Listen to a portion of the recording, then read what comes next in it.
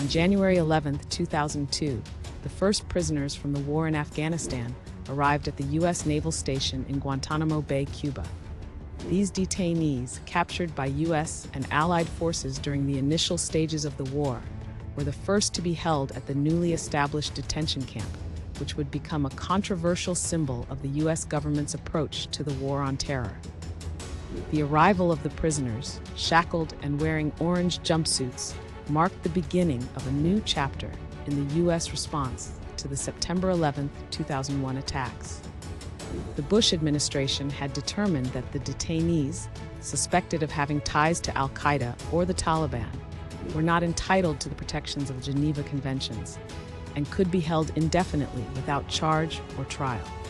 Over the next several years, nearly 800 men from 40 different countries would pass through the gates of Guantanamo Bay. The detention camp drew intense criticism from human rights groups and U.S. allies who argued that the U.S. was violating international law and undermining its own values in the name of national security. Despite efforts by the Obama administration to close the facility, Guantanamo Bay remains open to this day, a lasting legacy of the U.S. government's response to the 9/11 attacks and the challenges of balancing security and civil liberties in an age of global terrorism.